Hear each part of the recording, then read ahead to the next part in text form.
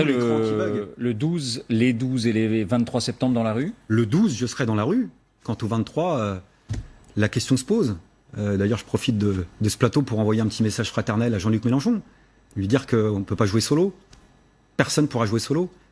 Donc il serait temps qu'on se retrouve. On avait écrit, nous, en juillet, à toutes les organisations de la gauche. On s'est revus à notre université d'été où on était complet, d'ailleurs. On a continué à discuter de ça. Et moi, je sens bien la petite musique qui consiste à dire, du côté de la direction de France Insoumise, parce que je sais qu'il y a plein de militants qui sont bien convaincus du contraire, qu'on est la seule opposition au gouvernement. Honnêtement, je le dis, quels que soient les succès du moment, et il y a du vent dans les voiles de ce côté-là, je l'admets, ça me pose aucun problème. Personne ne peut avoir la prétention de dire qu'il synthétise à lui tout seul toute l'opposition sociale et politique qu'il faut construire.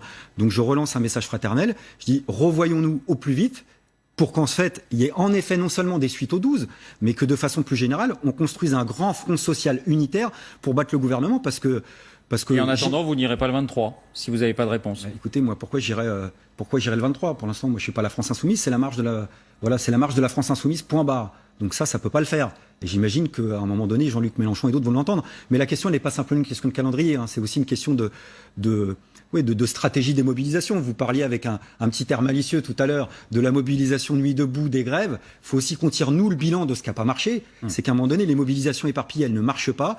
Donc voyons-nous tous de façon large et unitaire pour construire ce grand front social et faire tomber les attaques du gouvernement, parce qu'en face, ils rigolent pas. Et c'est une offensive qui est menée de façon globale. Et je crois qu'en plus, il y a un mécontentement. C'est-à-dire que dans les couches populaires, il y a quelque chose qui s'exprime. Vous savez, quand d'un côté, vous prenez 5 € aux étudiants sur les APL, vous allez grignoter 25 € par mois à des retraités avec l'augmentation de la CSG, ceux qui touchent 1 500 €, et que dans le même temps, vous faites un cadeau de 3 milliards sur les grandes fortunes aux 3 000 ménages les plus riches, vous dites quand même qu'au bout d'un moment, la coupe est pleine.